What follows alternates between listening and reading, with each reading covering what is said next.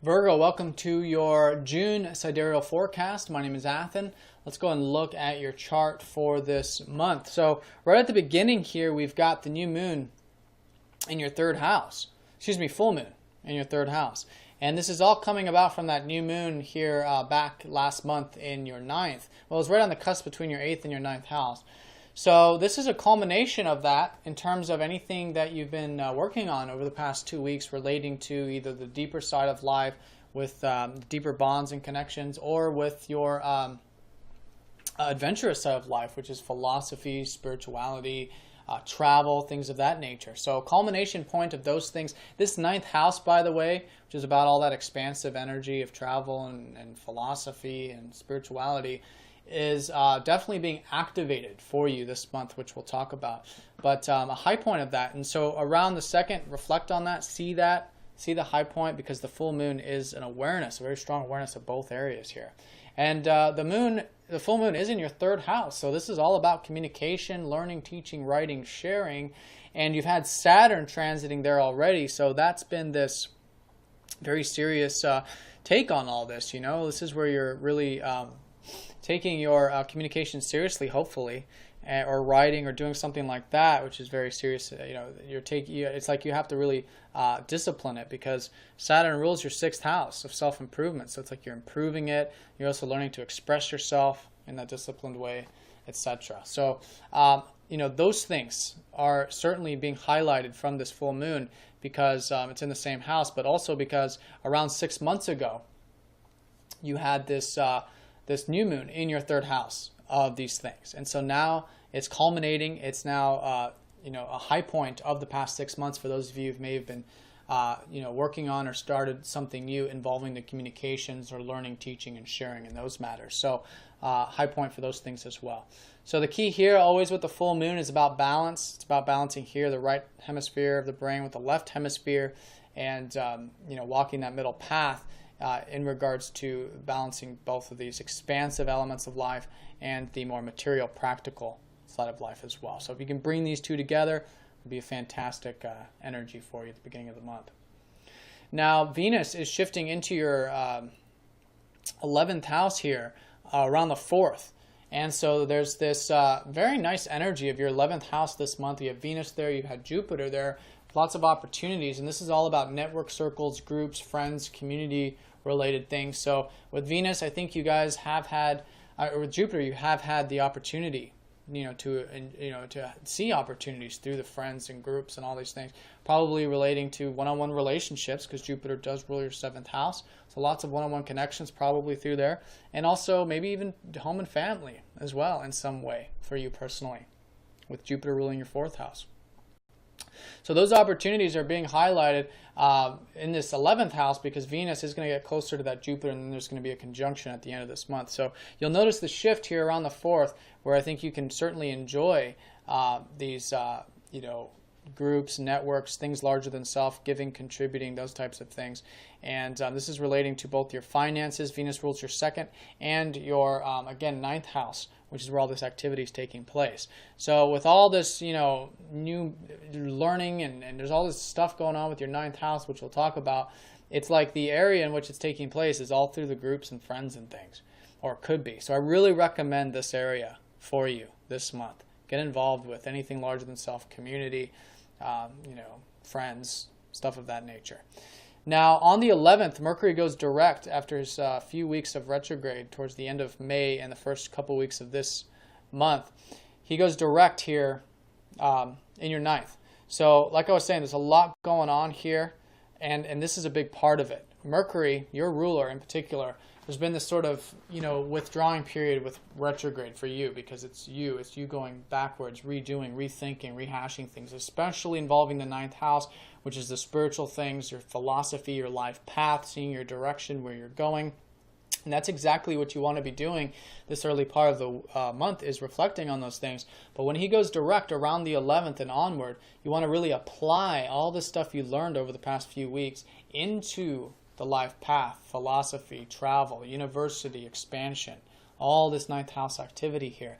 And then through applying that, you will you'll be putting it into action. You'll understand even more about it through that. And a lot of this too is that you guys have been reflecting on your work as well, because Mercury rules your 10th house. So, I think whatever you've learned about either work or career or legacy or public related things, your public image, apply those things in this area also, because this is what it's all about.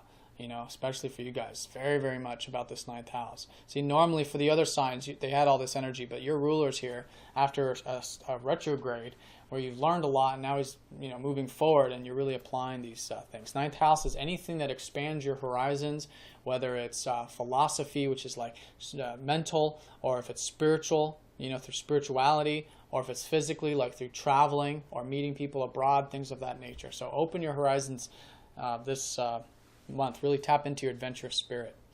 Now, from the 11th through the 18th, the middle part of the month, we have this conjunction between the Sun and Mars. Okay, so middle part, lots of this energy, and so I think you're communicating, philosophically or spiritually. You have been with Mars there. You're seeing the optimism of transformation of life. You're seeing the higher perspective of transformation, because Mars rules both your 3rd and your 8th. And then in terms of your Sun, it's very spiritual. Anytime your Sun goes into your 9th house, your ruler of the 12th house in the 9th, it's like it's taking the deeper spiritual things of life and then bringing it out into the open and perhaps sharing it, because it's expressing yourself. You're expressing all of that. So anyways, these two planets coming together is really, really energizing this, creating even more new beginnings and opportunities with these 9th house matters, but specifically relating to, again, your communications, the deeper side of life, and spiritual things. Okay, so the key here is I think you'll be focused on what really motivates you about these things, what really motivates you about travel, expansion, philosophy, and how that's going to give you more motivation, more energy, more prana life force. This energy here, you see. Now, on the let's go and talk about this one. On the 12th, we've got Neptune going retrograde in your 6th house. So this is normal. Once a year for 6 months, Neptune's going to go retrograde. So I think you're going to notice a shift this month in regards to your day-to-day activities, your routine. I think you've been learning to trust and go with the flow with those routine and day-to-day activities as well. And just surrendering, trusting in the whole process.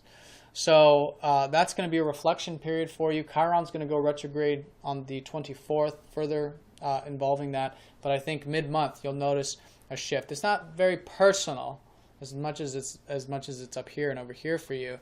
This is just I think you'll notice a shift where I think you'll be thinking more about the day-to-day, routine, health, diet, things of that nature, and how important it is to trust and go with the flow in regards to those things. Now, from the 15th to the 28th, this middle part of the month, we've got, the second half of the month, 15th to the 28th, second half, we've got Jupiter making his 3rd trine up to Uranus since September of 2014. So this has been an ongoing aspect between these two planets, which is all about sudden opportunities and expansion. Okay, and so the area that it's been happening for you is that 11th house I was talking about, with those opportunities through network circles and things, through your one-on-one connections. All right, so this could mean sudden opportunities. So the second half of the month, I really, really recommend getting involved with all these 11th house things. And then this 7th house over here too, form those one-on-one connections, having that freedom in your relationships, all types of relationships, being free individuals. You've been releasing a lot of old stuff from your relationship sector like a couple months ago and stuff. So you're freer now. There's more freedom. You're invoked here spiritually, in terms of your relationship. So very nice for both of these areas. So I really recommend both of those areas for you. And can mean sudden opportunities for a home and family as well, like I was saying, because Jupiter does rule your 4th. Okay. So if you think about relocating or moving, or maybe new family member, things of that nature, forming new relationships with family. Now on the 16th, we've got the new moon taking place in that 9th house. So you already had that new moon last month, right on the cusp between the 8th and the 9th, but now you'd have one right here on the cusp between your 9th and your 10th. But I think it's mostly going to be the 9th is where you're going to feel this. All right. So this is, again, it's all about new beginnings. So all the stuff that you've been reflecting on, putting energy into with the expansive side of life, new beginnings are shaping up here, which you're not going to notice right away necessarily. I mean, you might, because this conjunction is going to be conjunct, well, this new moon, which is a conjunction, this new moon is going to be conjunct up to Mars, really energizing this new moon. It's going to be very energetic for all of us, okay? And so the key here is that you're probably going to want to take action with these ninth house matters. So by all means, do it. Just go with the flow. Be adaptive, because during the new moon, there's a lot of new information that comes to us later, and so we don't have all the information right away. We're still reflecting and learning. But then after, a few days after the new moon, especially around the 20th, once the sun goes into the 10th and the moon has more of its fuller energy in the crescent phase, then that energy will certainly free up. And you'll understand a lot clearer in terms of where you're headed, what it's all about. But put in the energy anyways, because, it's through experience that we learn. Just be willing to adapt and change. So on the 20th, the sun goes into the 10th, and then Mars goes into the 10th on the 23rd. So there's this shift here from, the life path, philosophy, spirituality, into career, work, and the public side of things, which is where July is going to start to really shape up for you. So at the very end of this month, I think you're going to find more motivation for the career side of things, more passion, more excitement. Again, it's also a time too where your spirituality comes into a much more public level too. And by spirituality, I just mean like having more presence and peace, through your work as well, which is your sun ruling your 12th house, and communicating more on a public level.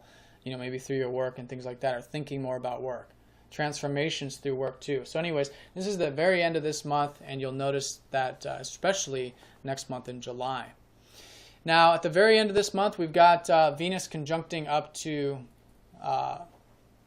Jupiter here in that 11th house. It's actually happening on the 1st of July, but you'll be feeling this at the very end of the month. This is, again, more of those opportunities with the communities, groups, friends, network circles, all that stuff I really recommend this month. And around that period, the 30th and the 1st of July, I think you might actually see some nice, culmination, some nice fruition, especially maybe in the financial side of things, because Venus rules your 2nd house.